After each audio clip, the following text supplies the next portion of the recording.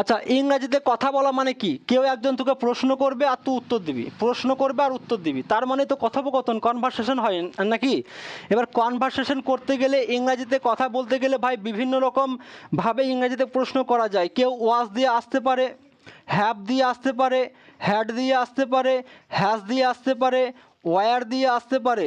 কিন্তু ভাই এইগুলো ছাড়াও মোটামুটি 95% কোয়েশ্চেন যখন আমরা কাউকে করি, সেই প্রশ্নের জন্য আমাকে ম্যাক্সিমাম সময় ডু, ডাজ আর ডিড ব্যবহার করতে হয়। কি বললাম বুঝতে পারলি? আমি বলিনি যে প্রশ্ন শুধু এটাতে করা হয়, তা বলিনি। আমি বলেছি ভাই প্রশ্ন এইগুলো দিয়ে করা যায়, কিন্তু তার থেকে বেশি চালু আছে কোনগুলো? Do, does, did. কি বললাম বুঝতে পারছো? আজকে তোমাদের এই ক্লাসের মাধ্যমে আমি এমন একটা ট্রিক্স দেখাবো, যে ট্রিক্সের মাধ্যমে তুমি 100 নয় 1000 রকমের কোশ্চেন অনায়াসে করতে পারবা। শুধু দেখতে হবে মন দিয়ে কেমন করে আমি করছি, রাইট? আচ্ছা, এখানে কী কী লিখেছি? ডু, ডাজ, ডিড, আর এখানে কিছু ভার্ব লিখে দিয়েছি, রাইট? এবার আমরা প্রশ্নটা করব। দেখো, ডু, ডাজ, ডিড এইগুলো একটু জেনে নিই। এইগুলো ডু, ডাজ, ডিডটা কি ওটা দেখি একটু। ওইটা রুমালটা দাও। ডু, ডাজ, ডিড এইগুলো কি বলতে পারবে কেউ? আচ্ছা, ডু, ডাজ, ডিড এইগুলোকে বলা হয় হেল্পিং ভার্ব। আমি যখন ভার্বে ক্লাস করিয়েছিলাম বলেছিলাম ভার্ব দুই প্রকার, একটা মেন ভার্ব বা অ্যাকশন ভার্ব, আর একটা হচ্ছে কি ভার্ব? অক্সিলারি ভার্ব বা হেল্পিং ভার্ব। এই অক্সিলারি ভার্ব আবার দুই প্রকার, একটা প্রাইমারি অক্সিলারি আর একটা হচ্ছে মডাল। কি বললাম বুঝতে পারছো?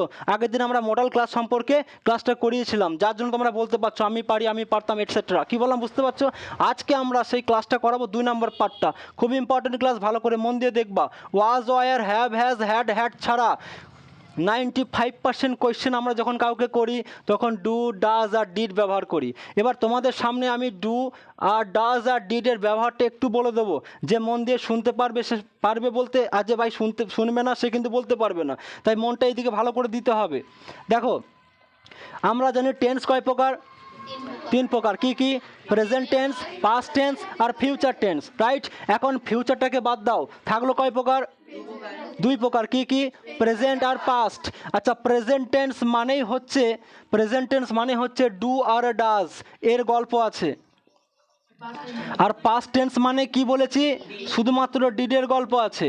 আমরা 1 বাই 1 ধরবো, আগে প্রেজেন্ট টেন্সটা ঠিক করব, তারপর ডিডটা পরে আসছি। কি বললাম বুঝতে পারছো? ডু আর ডাজ এইগুলোকে বলা হয় অক্সিলারি ভার্ব। জুই ভালো করে বুঝে নাও, অক্সিলারি ভার্ব বলা হয় এগুলোকে, ঠিক আছে? যখন কোনো subject third person singular number হবে তখন আমরা ডাজটা ব্যবহার করব। আর যখন কোনো subject third person singular number হবে না বা দুটোর মধ্যে একটা মিলবে না, তখন আমরা ডু ব্যবহার করব। কি বললাম বুঝতে পেরেছো?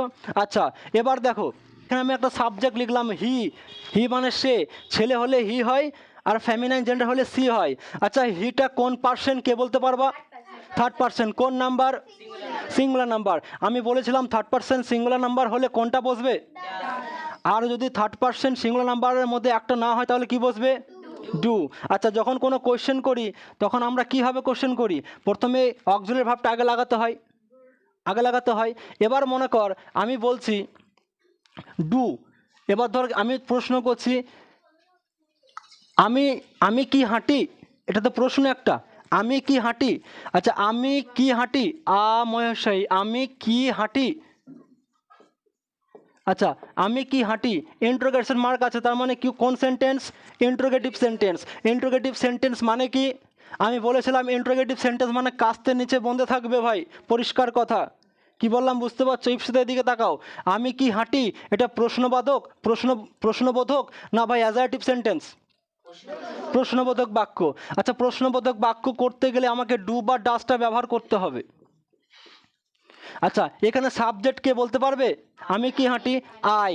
তাহলে আয়ের আগে ডু বা ডাস দুটোর মধ্যে একটা বসবে, কিন্তু কখন বসবে আমি বলেই দিলাম অলরেডি। যখন থার্ড পার্সন সিঙ্গুলার নাম্বার তখন ডাস বসবে, আর দুটোর মধ্যে একটা না হলে ডু বসবে।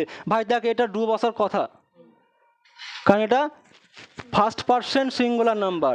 তাহলে এখানে কি হবে? ডু হলো। এরপরে দেখো, এখানে মনে করো আমি হাঁটা ইংরেজি কি বলেছি বাপ? ওয়াক। তাহলে কি হবে? Do I walk. সে কি হাঁটে? তাহলে কি হবে? Does he walk. এবার আমি তোমাদের কাছ থেকে জেনে নেবো যেটা ইম্পর্টেন্ট জিনিস, যদি এইটা বলতে পারো দিমাগে সেট হয়ে যাবে।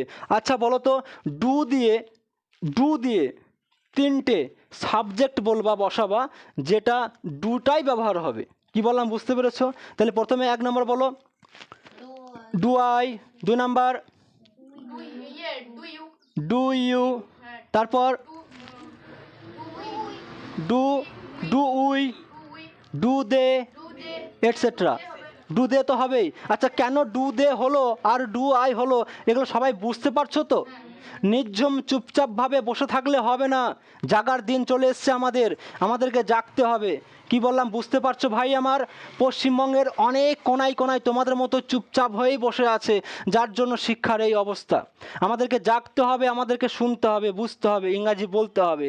তাহলে ডু এর পরে কি থাকতে হবে? Do I, do they, do we, এইগুলো মানে থার্ড পারসন সিঙ্গুলার নাম্বার হলে হবে না। এই দুটোর মধ্যে একটা যে কোনো থাকলে হবে না। কি বললাম বুঝতে পারছো তো ভাই আমার? আচ্ছা, এরপর দেখো ডাস দিয়ে পাঁচটা বলো তো।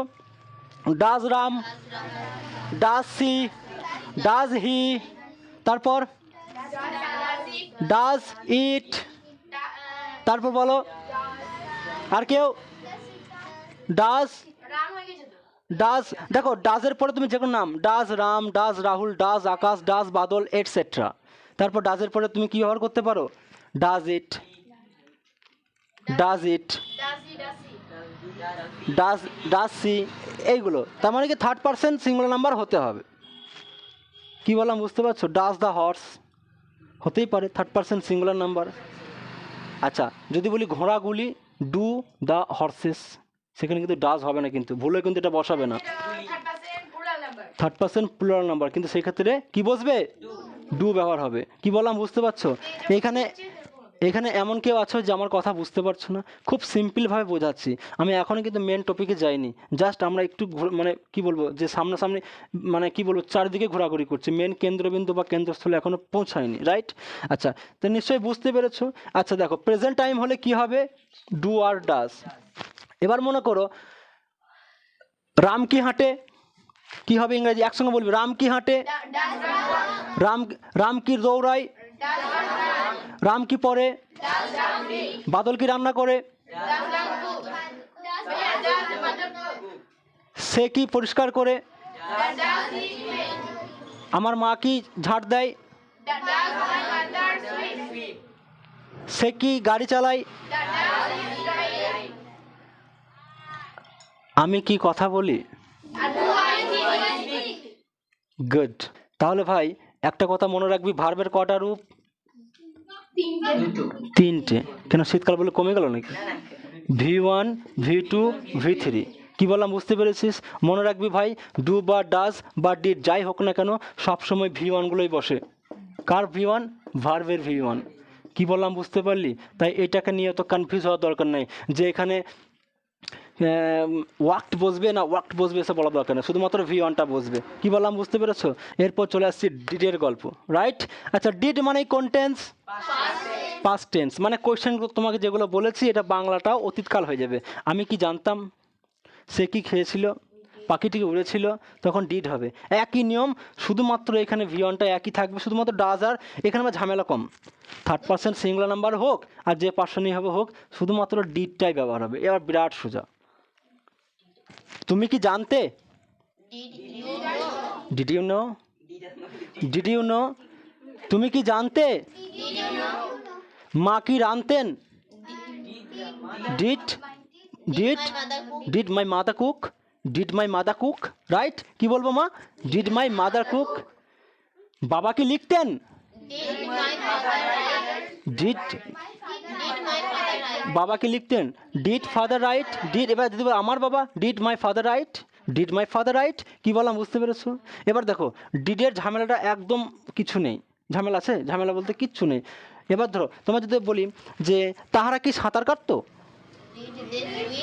Did they swim? সুইমিং বলবি না কেউ, did they swim, did they swim.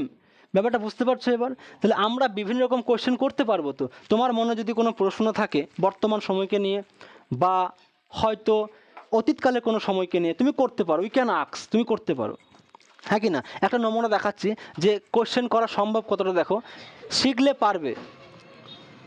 এবার যদি বলি আমার বান্ধবী কি ফুচকা খেয়েছিল, এটা এটা মনের মধ্যে কাউকে তুমি জিজ্ঞাসা করছো, ইউ আর আস্কিং সামন, জানতে চাইছো যে আমার বান্ধবী কি ফুচকা খেয়েছিল, হ্যাঁ কি না? এবার দেখো কীভাবে হচ্ছে, দেখো প্রথমে কি হবে? Did, good.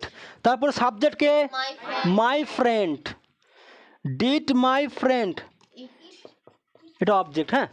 Did, did, did প্রথমে কি হবে, ডিড, তারপর সাবজেক্টকে, তাহলে did my friend eat Water ball. Water ball, water ball মানে ফুচকা। তাহলে ইংরেজিটা কত সোজা হচ্ছে দেখো, did my friend eat water ball. এবার দেখো আমরা যখন কোনো প্রশ্ন করি তখন প্রশ্ন করাটা প্রশ্নের মতো হতে হবে, যে তুমি কি গিয়েছিলে, মানে কথা বলার রিদিমটা মনে হচ্ছে না কিছু একটা জিজ্ঞাসা করছে, হ্যাঁ কি না? তাহলে তুমি এটা কীভাবে বলবে, did my friend, no no no, এটা this one, did my friend eat water ball, did my friend eat water ball. এবার ধরো তুমি স্কুলের সামনে দাঁড়িয়ে আছো, তুমি কাউকে জিজ্ঞাসা করছো, did my friend eat water ball, পাশের লোক তোমাকে তাকাবে কি তাকাবে না, হ্যাঁ কি না? বলবে কি বলবে না ভাই?